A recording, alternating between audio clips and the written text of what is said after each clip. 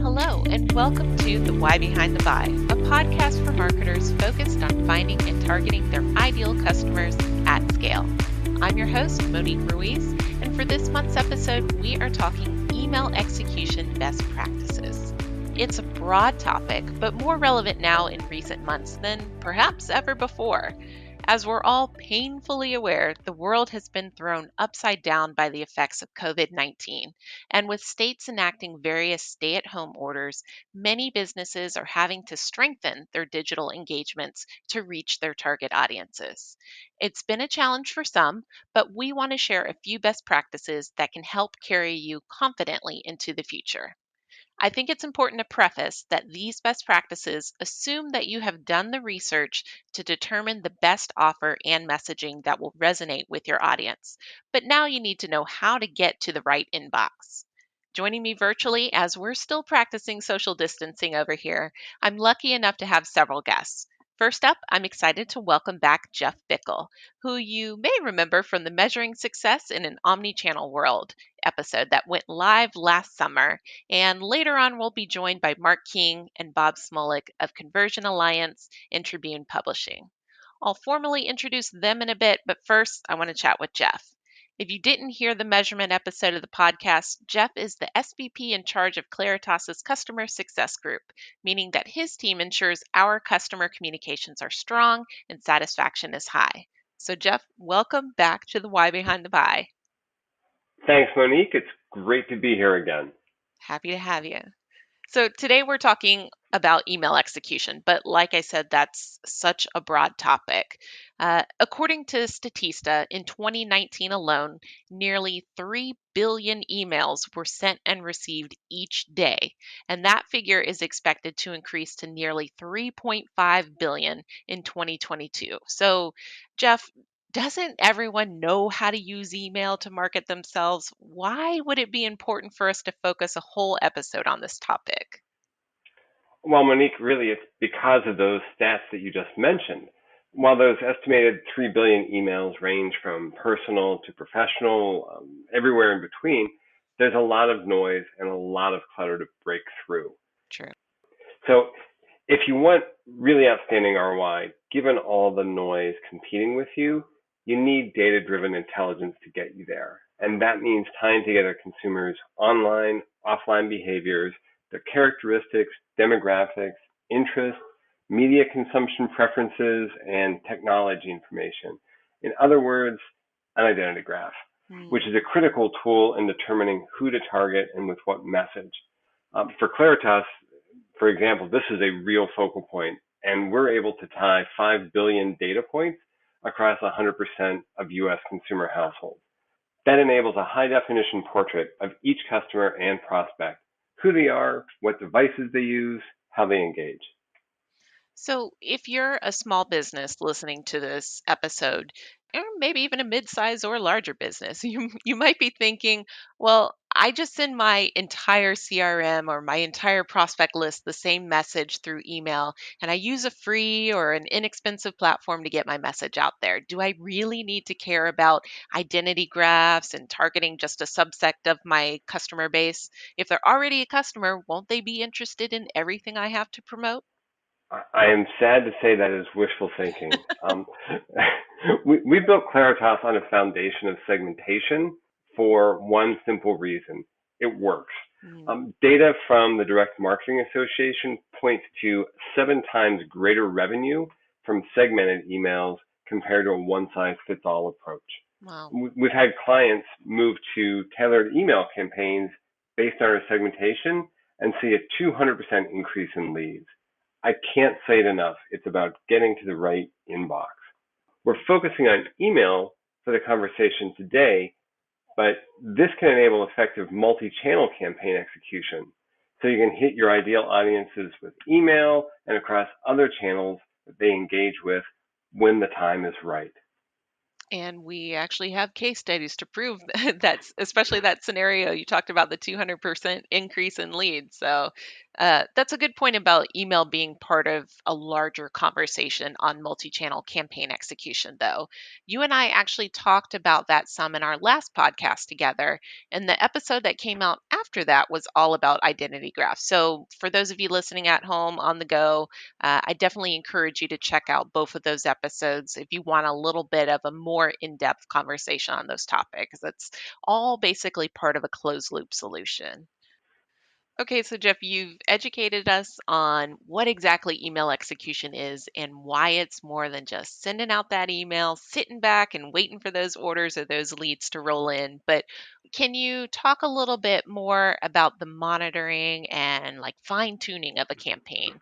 What if a brand or company sends an email and they see a great open rate, but the click throughs just aren't as high as they hoped for?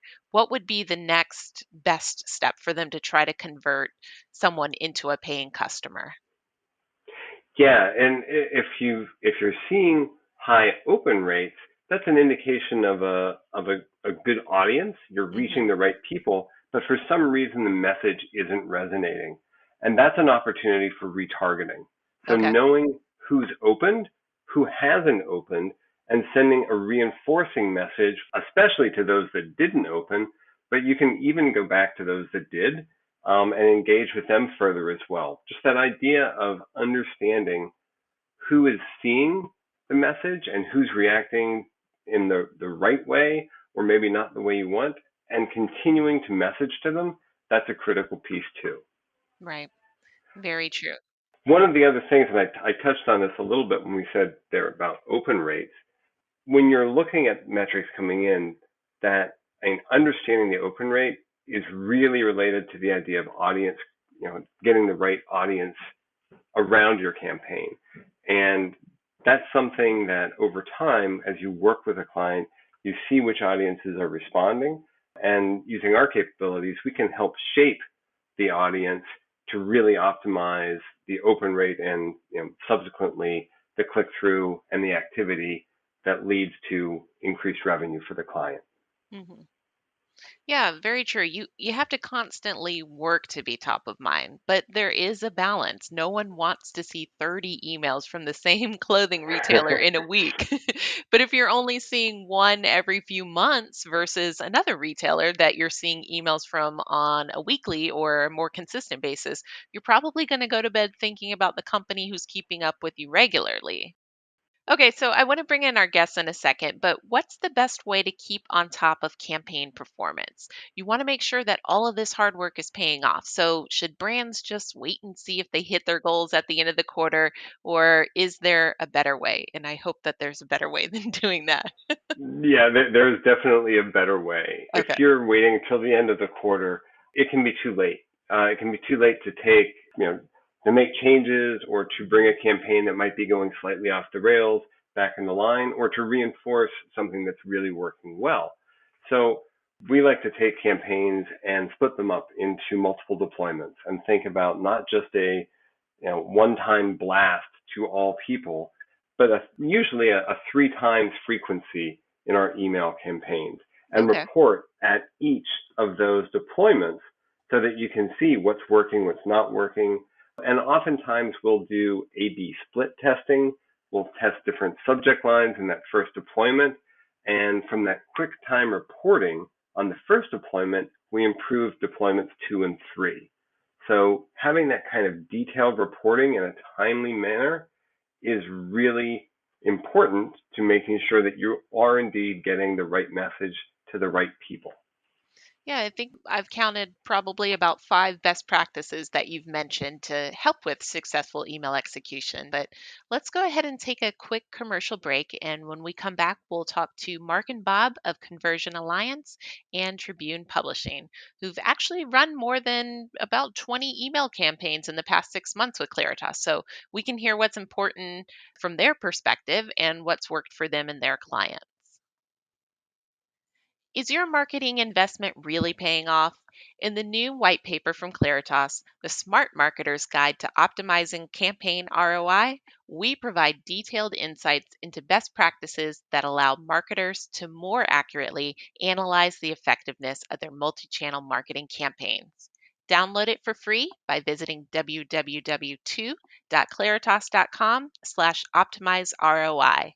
That's www, the number 2, claritas.com/optimize ROI. We're back from our commercial break and we're joined by Mark King and Bob Smolik of Conversion Alliance and Tribune Publishing. Conversion Alliance delivers strategic marketing based on actionable, data driven insights and have generated hundreds of thousands of quality leads, converted thousands of new customers, and driven millions of dollars in revenue for their clients, meaning they know marketing. Tribune Publishing is a media company rooted in award winning journalism and headquartered in Chicago. They create and distribute content across their media portfolio, offering integrated marketing, media, and business services to consumers and advertisers, including digital solutions and advertising opportunities. Mark and Bob, I hope I've done your organizations justice, and thank you so much for joining Jeff and I on the Why Behind the Buy. Of course, yes, you've done it great justice. How we both of our groups work together, and glad to be here today. Awesome.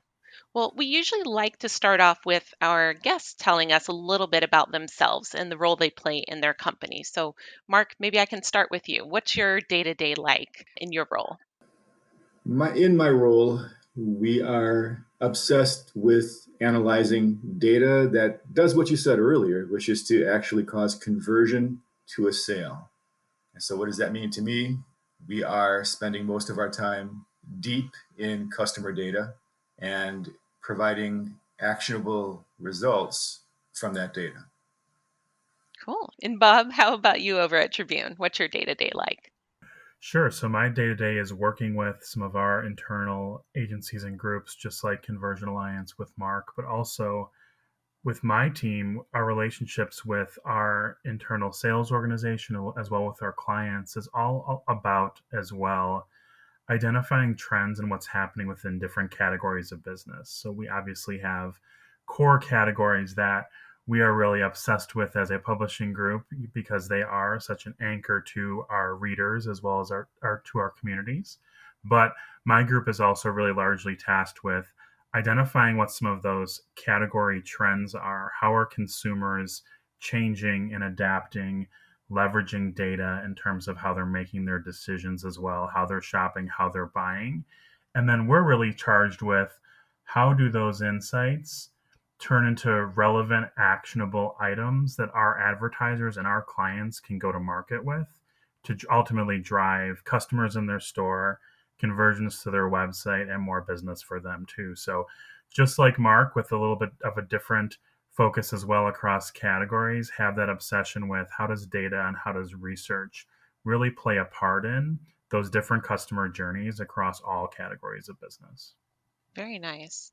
And our organizations have worked together for quite some time now, but more recently, we've been working together on email execution or email campaign execution more. And I wanted to sort of start off with I know you guys work with a lot of retail clients, and with everything going on with the COVID-19 situation, has what's been important to them in the way that they're going to market, has it changed at all in the last couple of months that you've seen considering the COVID-19 situation?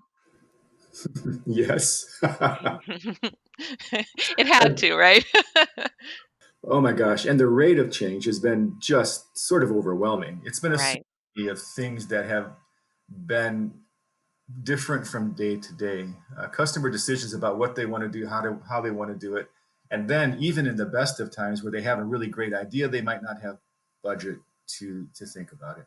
Mm. So from my perspective anyway, I guess it begins with sort of a budgeting idea. Our marketers have been really challenged with the idea around how can they reorient their strategy that they put together over the course of the year and then reemploy that in a mostly digital environment. And that would be the second piece. So if it's budget first, then it's how can we make digital really work? And so that's the change, is perhaps they're thinking about their environment differently, and maybe good differently this time, because they're thinking about that engagement from a really tactical level using all the right levers to pull. So maybe that's, from my perspective, the biggest change. It's very interesting because it's an interesting environment that we're in. As this is really the first time where I've found, we as marketers, we as a media company, we're learning how to adjust at the same time our advertisers are. We don't necessarily have we're not ahead of the game in any regard as sometimes we are before, where we have experience in certain things or in a grand opening or in a way to market your business with Objective X. This is so new to everyone, including us.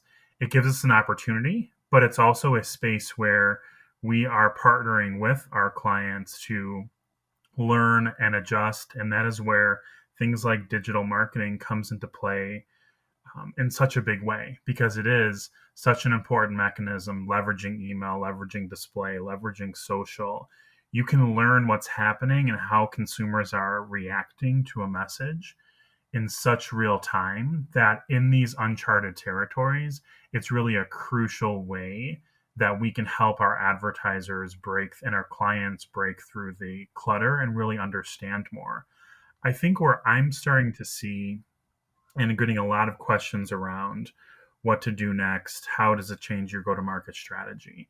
One is something just as simple as the medium.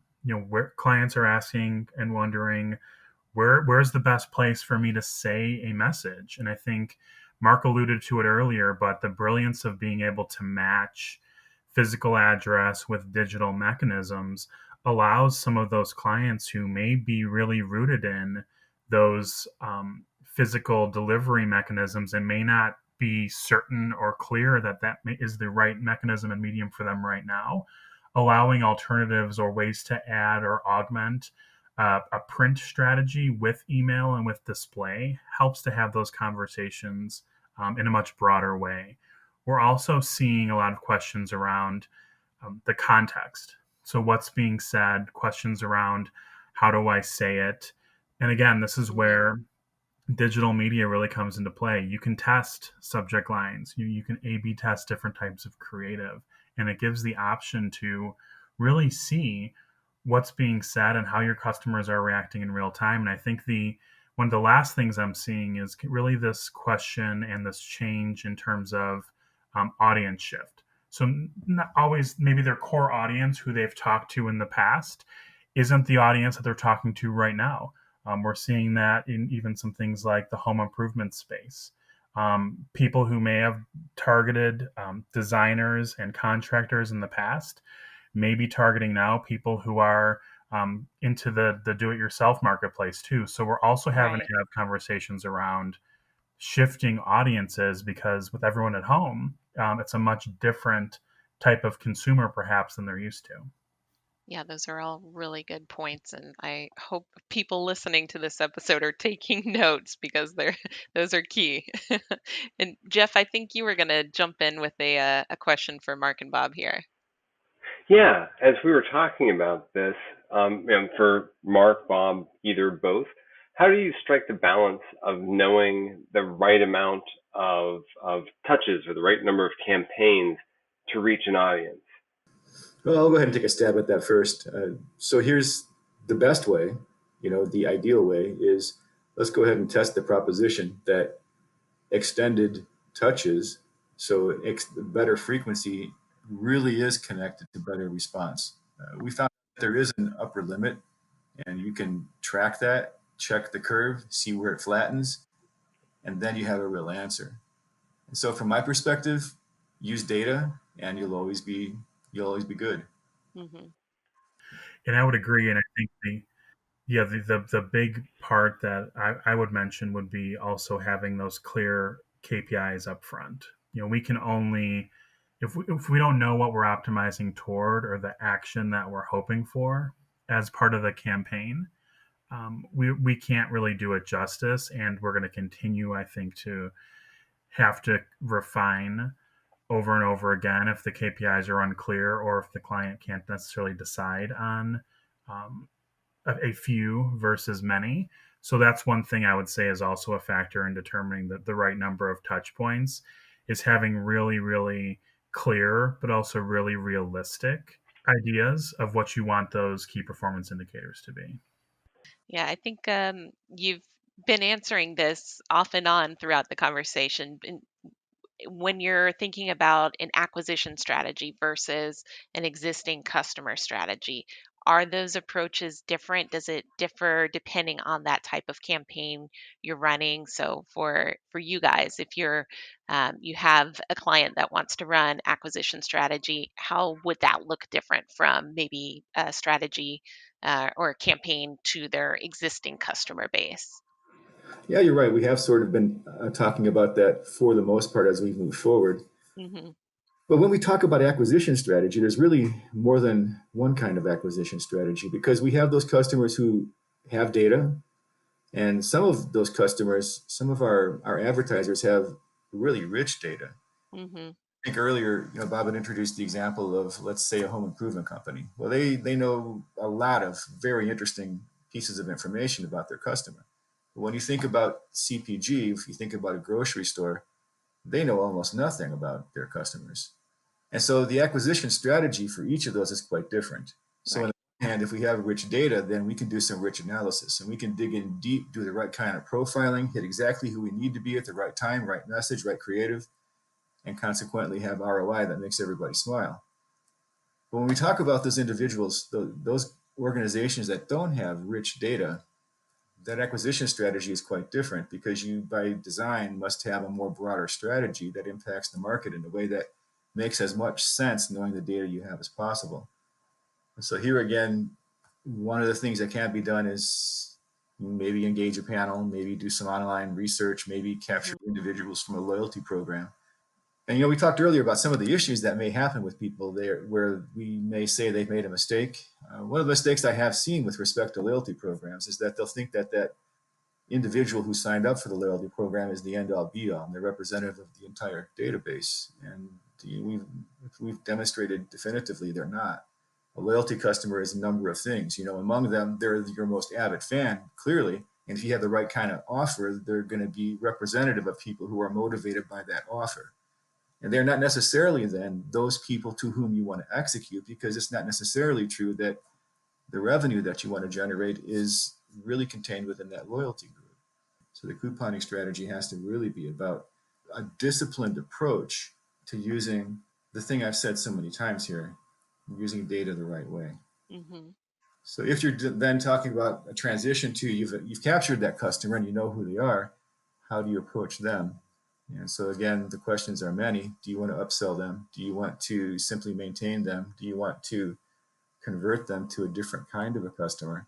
All of those speak to strategies, all of which then are rooted in the idea that you have a specific outcome. And then when you have that specific outcome already outlined, you can apply the data that you need in order to accomplish that goal. So again, maybe a longer answer than we might want. And unfortunately, this is a challenge that we have with the C-level staff, is that often if you can't get it in 4 bullet points, then you're done. Yeah, I think that's a perfect answer actually.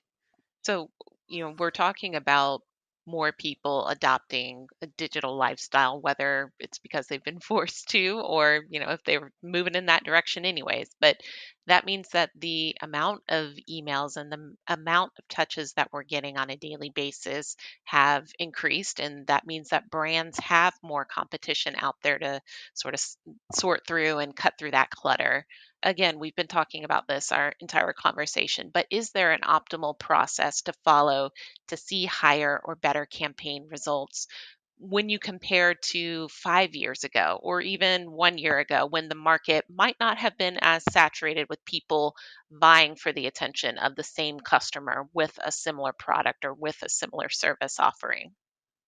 I think one of the best points that you can make or the places that you can examine is look at your own data as a client and see how things have changed and how your own loyal current customers are interacting with your brand in maybe this new normal and this new way, and use that as a starting point. Case in point, we as a news organization have looked at and examined, even in the very few months of this pandemic, we have very, very strong traffic coming to our digital platforms.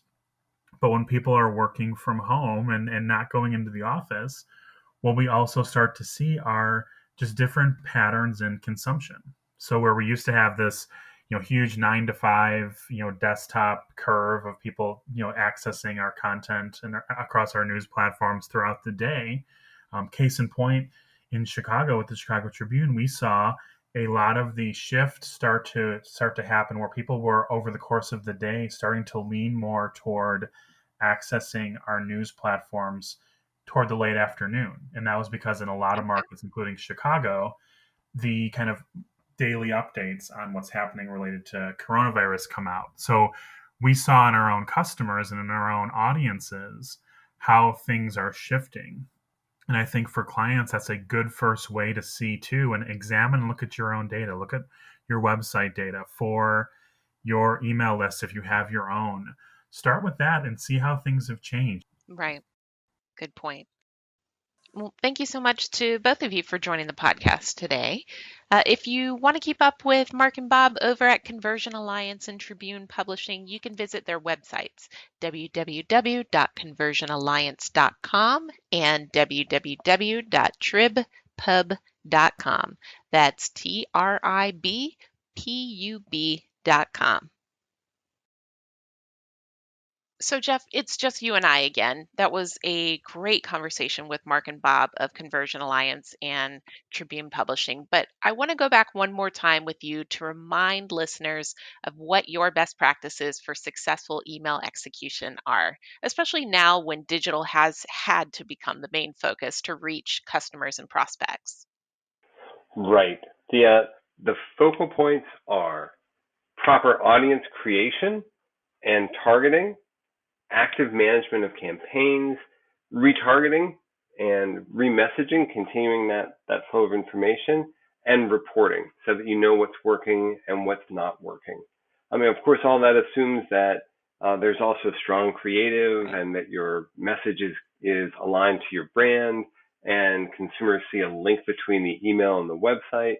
But those are all kind of the mechanical things of the campaign. What I'm talking about are I think kind of the overarching keys to successful email too. Yeah, and we're talking the difference between a good campaign and a great campaign with the best practices that we're sharing. But what happens if a campaign just isn't working when on paper you've done everything quote unquote right? Is there a point, or what is the point where you give up and move on, or try something different, or try a different audience or offer? What's that point? Where would you suggest you go? As early as possible, and I think that's part and parcel of the idea of quick reporting.